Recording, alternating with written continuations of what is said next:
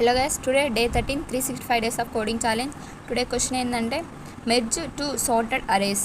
Time complexity it is a O plus M. The space complexity order of one constant space complexity. So coming to code here, and the class name it is a merge sorted arrays. The main function here is the main function is there. We are taking the values like number 1 వచ్చేసి numbers 1 array లో వచ్చేసి 1 3 5 0 0 0. So numbers 2 అరే వచ్చేసి 2 4 6. మన ఇక్కడ ఏంటంటే like మనం ఏదైతే లార్జెస్ట్ వాల్యూ లైక్ మనం ఈ నెంబర్స్ ఈ అరేలో ఉన్నవి బోత్ కంపేర్ చేసి ఒక సీక్వెన్స్ వైజ్ లైక్ ఇప్పుడు ఇది ఉంది కదా 1 3. సో దీన్ని కంపేర్ చేస్తే 1 2 రావాలి. So 1 2 4 5 6. Here is the final output here 1 2 3 4 5 6. So మనం ఈ ఆర్డర్లో వచ్చేటట్టు ప్రింట్ చేయాలన్నమాట. ఇదేం లేదు, ఇక్కడ ఉన్నా కూడా డిఫాల్టే. సో ఇక్కడ అరే లెంత్ వచ్చేసి ఏమవుతుందంటే 3. సో ఇక్కడ ఏమవుతుంది, ఇక్కడ కూడా 3నే. So we are passing the arguments here merge method calling arguments are numbers 1 3. 3 అంటే ఏంటి, ఈ నెంబర్స్ 1 అరే లెంత్, నెంబర్స్ 2 3. ఈ 3 అంటే ఏంటి, నెంబర్స్ 2 అరే length.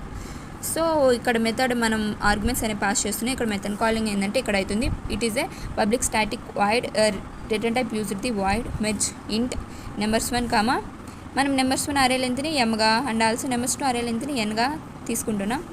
Here coming to here int I equals to m minus 1, j equals to n minus 1, int k equals to m plus n minus 1. m minus 1 అన్నాడంటే last value like మనం ఇక్కడ చూద్దాం, మీకు కన్ఫ్యూజ్గా ఉంటే m minus 1 mలో ఏంటి 3. So 3 minus 1 ఎంత 2. So I equals to 2.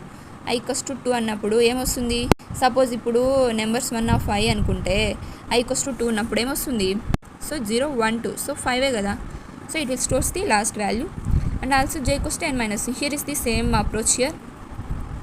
j అంటే ఏంటి, ఇది కూడా. So 0 1 2. So it will stores the 6 value. So coming to hear k equals to m plus n minus 1.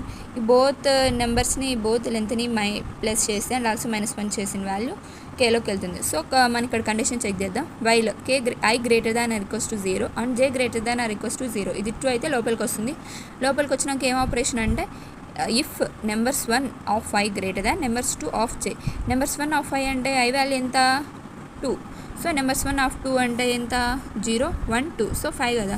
So ఇక్కడ ఏమవుతుంది 5 greater than numbers 2 of j. Numbers 2 of j అన్నాడు కాబట్టి so j అంటే 2. So numbers 2 of j అంటే 2 4 6 అంటే 0 1 2. So 6 వస్తుంది. So 5 greater than 6. 5 greater than 6 ట్రూనా ఫాల్సా, ఫాల్స్. సో ఎల్స్ కండిషన్కి వస్తుంది. ఎల్స్ కండిషన్లోకి ఏముందంటే numbers 1 k minus minus equals to numbers 2 j minus minus. ఇక్కడ మీరు గమనిస్తే ఈ కండిషన్ ఫాల్స్ అయింది కాబట్టి ఎల్స్ కండిషన్లోకి వచ్చింది. ఎల్స్ కండిషన్లోకి వచ్చింది అట్ ది సేమ్